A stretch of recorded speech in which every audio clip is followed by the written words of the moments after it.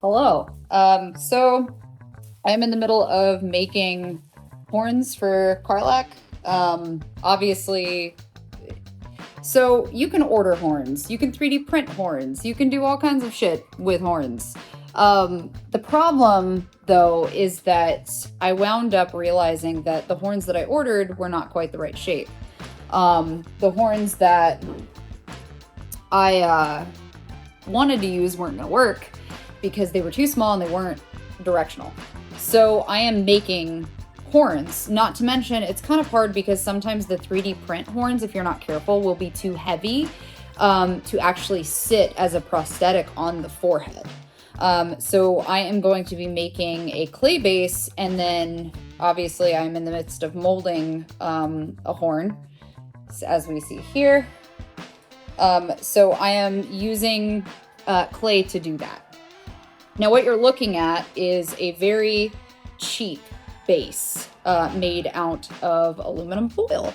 Aluminum foil is usually what you'll use for clay. Some of you know this, some of you probably haven't had to deal with it.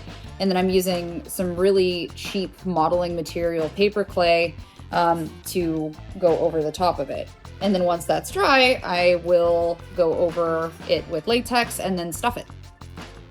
So anyway, that's what you're looking at so far. Perfect. This is perfect. Perfect. So I had to go back and redo some stuff because the air dry clay that I was originally going to use was a little too cheap, which is fine if you have the right corrective material, and I didn't have anything that could really seal it appropriately because the end of the horn was a little too heavy. So I had to go back in and rework my horn out of aluminum foil so that it could sit appropriately, which I'm gonna have a hard time showing you, but like basically the horn is supposed to sit like this for Karlach, so kind of out and back.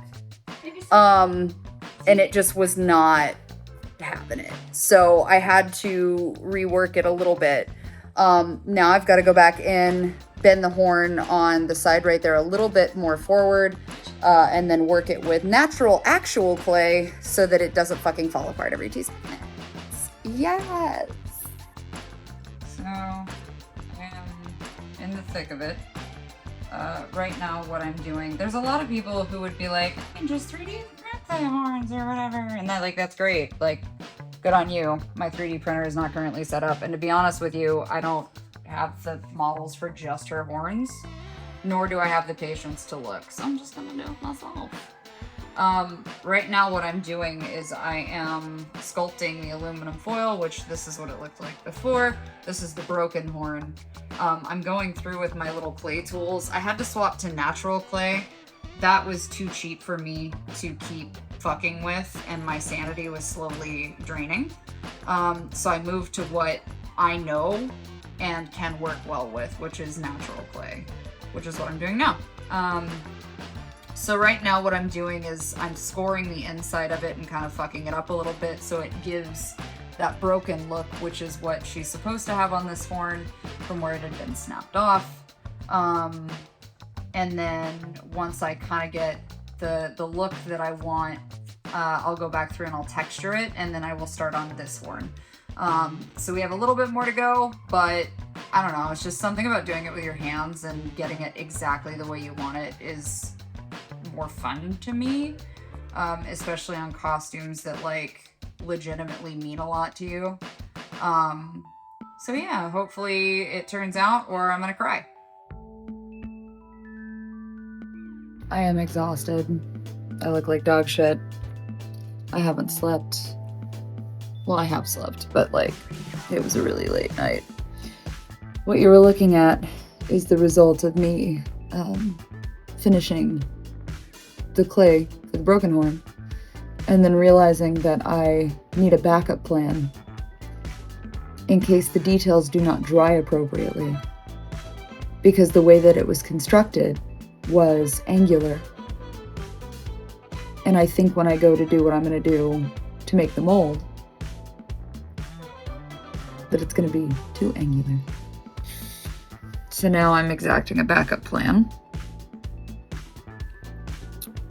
Which some people would be like, but Adam, that's cheating. Listen. I still have to make a mold, okay? If computer and technology has allowed me as a cosplayer to alleviate me wanting to pull my hair out and stay up until 3 a.m., then I'm going to do that.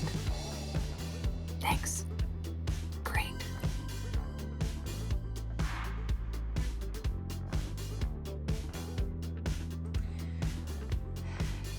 So, a lot of people, I think, had not yet decided what they were going to do with Karlach's chest piece, which I totally understand because it's fucking complicated.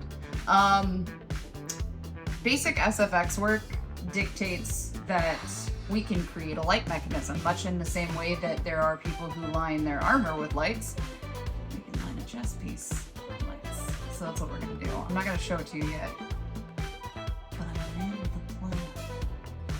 And what I've done is I have clay sculpted a sternum, which is gonna go, just so you can see it, it's gonna go from here to about here. And the reason for that is when you look at her character, she has that glow coming out, but it's behind her sternum because it's her heart. So it's sitting behind that bone. So what I did is I did a really basic latex method to create a piece, and we're gonna peel it off together because I'm scared shitless. And to be honest with you, if I fuck it, at least I won't suffer alone.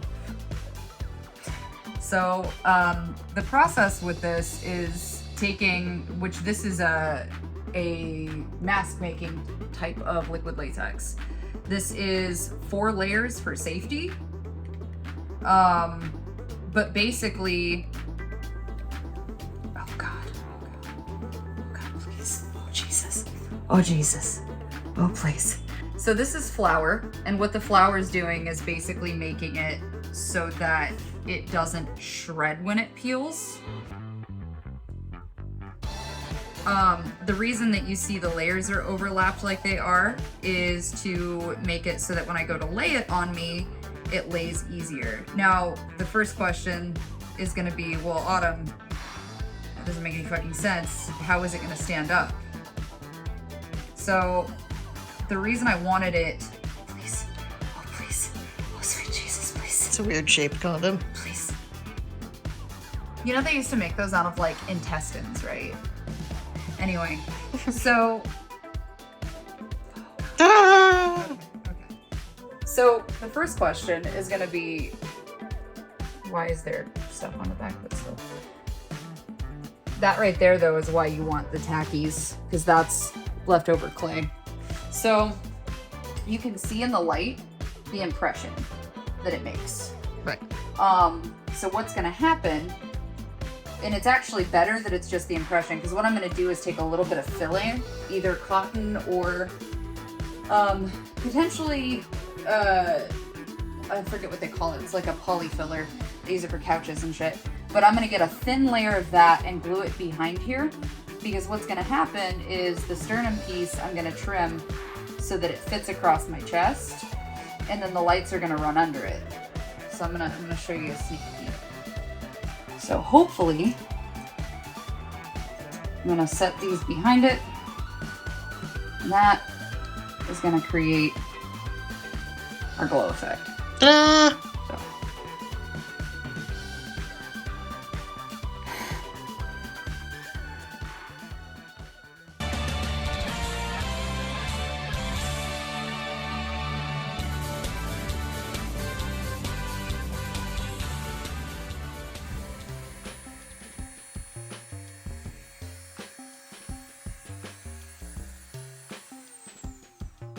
So, all right. These are her ports. You probably can't get it, but No, but that's okay. They're there. I am drummeling to make her ports. That's it. That's the update. I fucking hate this. I'm making this video on the off chance I don't make it out of this alive. Captain's log. I feel like a fucking chemist. I have never used an airbrush machine before. And I don't know basic color mixing. That's not true. You understand the concept, you just haven't done it in this capacity. I feel like one of those kids with like the shitty little lab sets that you got like, but after like, so like Scooby-Doo goes off and then the commercials come on, but it winds up being a commercial for like the Mad Scientist Lab Kit now sold at stores near you. But like, Zoinks! oh no. Oh wait, no, we're fine. It was the lid. Okay, baby.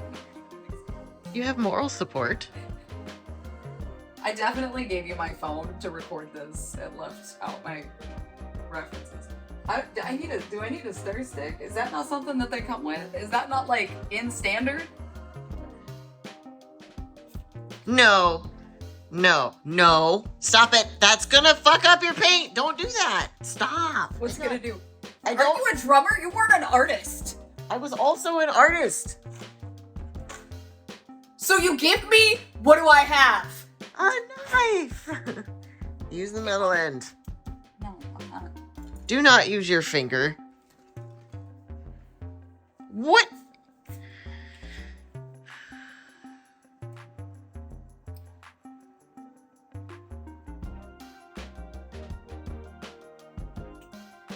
Oh, actually, that might be perfect.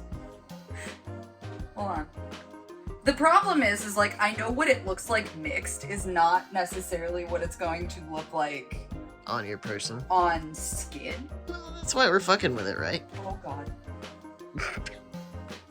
Mom, can I help?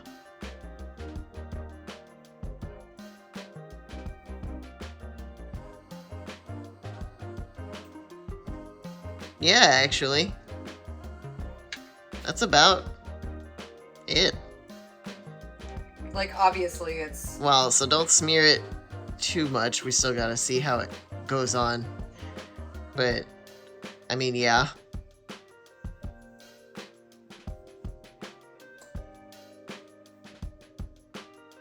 I'll update you later. Update. I put paint thinner in it first. Oopies. I am not a clever man. You look cute. So anyway, learned my lesson. Did you, honey? Okay. I gotta get this off my face. Okay. We found it! We found the color. By trial and error. I need to eat breakfast. Okay, bye. Why are we still here?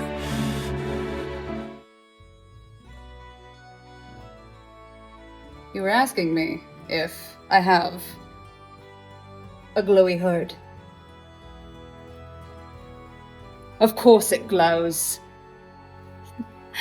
How else am I supposed to bring the heat?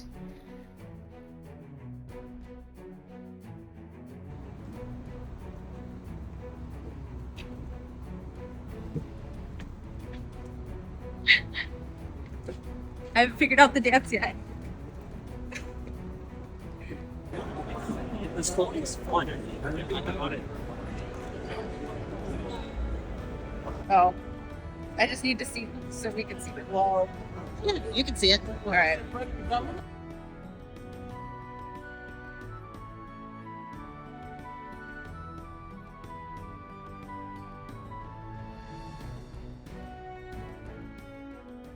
I did it, and I want to die.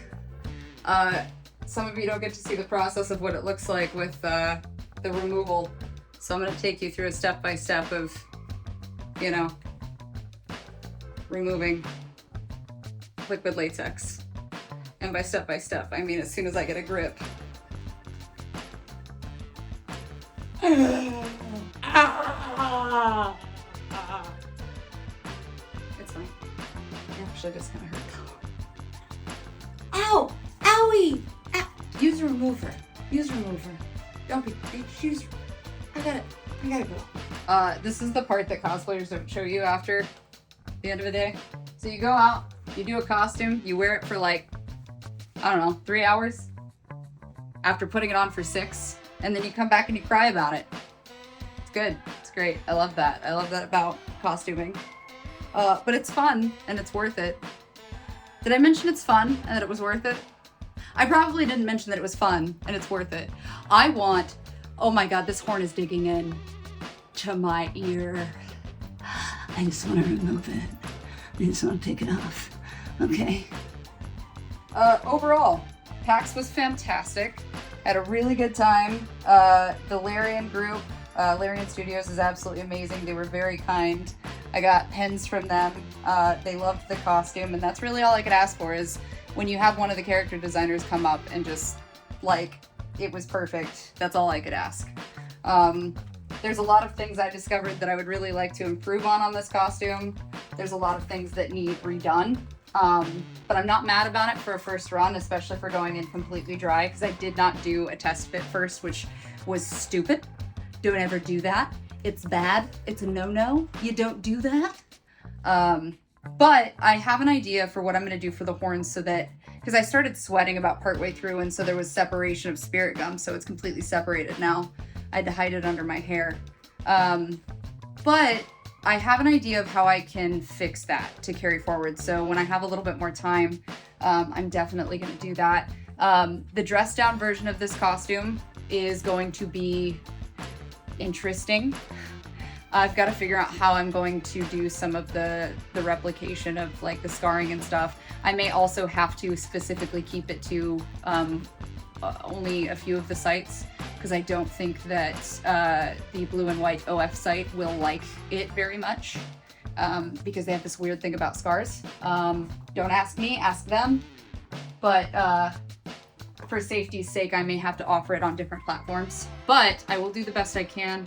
Otherwise, though, PAX is amazing. There's a lot to see. One day does not do it. Like, there's like 4 buildings at PAX West, excuse me. Tons to see. Cosplayers are amazing. You know, the booth cosplayers are fucking amazing. Like, everybody is really nice. If you get the chance to go, I definitely recommend it. I made a fool's error, and I only bought a Saturday badge, which was my ignorance.